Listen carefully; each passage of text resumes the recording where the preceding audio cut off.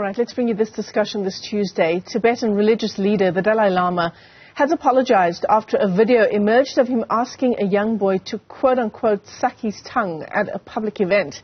The 87-year-old leader says he wishes to, this is in a statement that was issued on his behalf, apologize to the boy and his family for the hurt his words may have caused.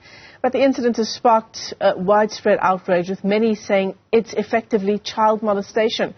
For more on this, we're joined by Dr. Shaheda Omar this morning. She's a director at the Teddy Bear Foundation. Shaheda, it's great to see you. I mean, it's even just cringe-worthy, just saying the words that the Dalai Lama ushered to that child in that moment that was caught on camera. You saw it. What did you make of it? Well, I think the first thing is that he has transgressed boundaries, boundary violation, it being inappropriate, and this is not something to be taken lightly. It's not something that one jokes about, even whether it's in a public or a private sphere. He's a man in a position of power, authority, deference, and he is revered globally. And the fact that this child who was helpless, defenseless, could do nothing about it, that the child probably has suffered humiliation, embarrassment, and feeling quite damaged about the whole situation. And the fact that it's gone viral, the secondary trauma, the implications on the trajectory of this child is absolutely unacceptable. One also needs to take into cognizance that the Dalai Lama actually took a long time, or his spokesperson took a long time to respond to this. The reality is that there's minimization. You would say it was playful. It was just a tease. It was nothing serious. There were no underlying, connotations attached to it. But the reality is that one does not speak or conduct oneself, especially a man of his stature, his caliber, his wisdom.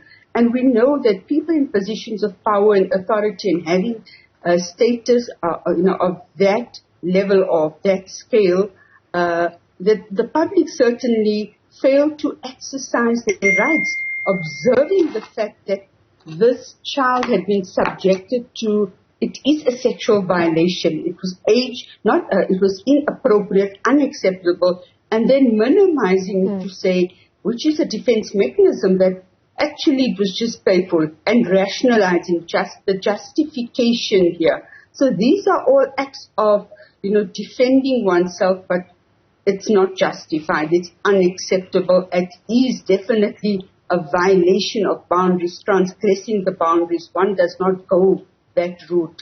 Yeah. I mean, you would say this if it was anyone, right, Shaheda? If it was any adult person interacting with a child in this kind of way. But the fact that it is someone in the position of the Dalai Lama, it just adds a whole other dimension to this conversation. Indeed. I mean, and the fact that, we all need to be aware of rights and responsibilities here. This child's rights have been violated, and it is everybody that was present there had a responsibility to ensure the safety and protection of the child concerned. But nobody took action. Nobody spoke up because of the power and authority, and because of the way the Dalai Lama has been revered and, holds that status. So being an icon, being a legendary figure, certainly prevented people. And I think the fact that people remain silent, which means that they colluded, they did nothing about it. This child has had to deal with it now. Everything has gone viral, regardless of the fact that the child's face has been blurred. The humiliation, embarrassment, and the secondary victimization that this child has to endure is unacceptable, because nobody stood up to protect him or to say this is not acceptable. Wow. Yeah. In fact, in that video, in that moment when the Dalai Lama utters that phrase, there's laughter heard in the background of that video. And that, again, is very concerning and alarming. I think it could have probably been, one can only speculate, that probably, nervous laughter or people could not believe what they witnessed, and therefore just responded in a manner which to take it, make it light of it. And once again, I just feel regardless of who it is, whether it's the Dalai Lama, whether it could be a president, the law has been crossed here. And it is a sexual violation against a minor. And that is what we need to concede to. We cannot euphemize something that is not acceptable. Yeah. In fact, in the statement, you talk about the minimizing of this incident that's taken place since it went viral, especially in the statement that was issued by the Office of the Dalai Lama. It says, the Dalai Lama often teases people he meets, quote, in an innocent and playful way, even in public and before the cameras. And this is something else that has now popped up, Shaheda. On the one hand, as you said, the minimizing of that incident. But on the other hand, questions being raised about, if you behave in this way with a child, knowing full well that there are cameras around, what's happening behind closed doors?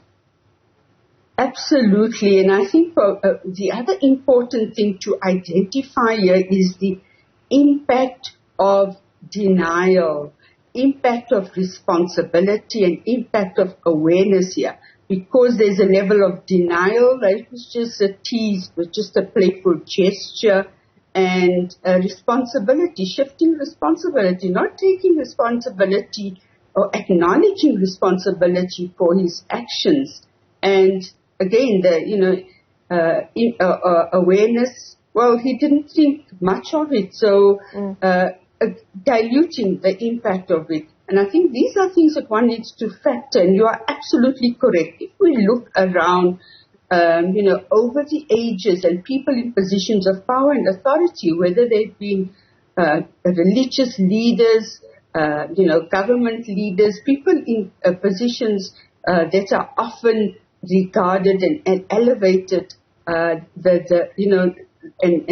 the way people would respond to them, those are the very people that have committed acts of sexual violation, sexual abuse. So it's not, I think, unbelievable. I think we need to appreciate that it's the best of people who violate and sexually violate and commit acts of sexual violence against children who are most vulnerable and the most marginalized population group.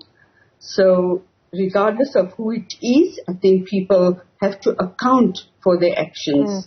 Or rather, it's the people who should be the best of us, right, that are perpetrators of this kind of violence against children. Shaheda, what is it about society and its seeming inability? I mean, you talked about people not acting in that moment, the people who were present in that moment, who essentially were part and parcel in terms of what happened to that child in that moment with the Dalai Lama, because they didn't say anything. There was laughter in the background. There was a bit of chatter in the background. No one spoke on behalf of the child. What is it about society and religious leaders and their inability, our inability, to speak up when it's necessary when it comes to people in the sector? Well, I think what the reality in society is that people are afraid to stand up, speak out. There's a fear of reprisal, a fear of the kind of responses that may be elicited, and the fact that this is a very dynamic, powerful figure, people would not want to take an opportunity to slander or to actually confront the person in this kind of position. So often, they may not feel comfortable, but would just go along to get along and follow this iconic figure. It's also like, it reminds me of the Emperor Without Clothes, and where people all just complimented and commended and went along, and this is the same kind of scenario that we are seeing playing out. And unfortunately, it's not acceptable, as you've also alluded to the fact that people that were there and were privy and witness to this become colluders for not standing up, speaking out, and for protecting children. The protection of children is a basic fundamental human right, and it's implicit for every child to be protected regardless of who the alleged offender is. Absolutely. Shaheda Omar, let me thank you as always for coming on and giving us some perspective on this story. Shaheda is the director of the Teddy Bear Foundation, and so many words being used to describe that incident with the Dalai Lama and that child. Many users on social media calling it disgusting, absolutely sick. The story started trending on Sunday.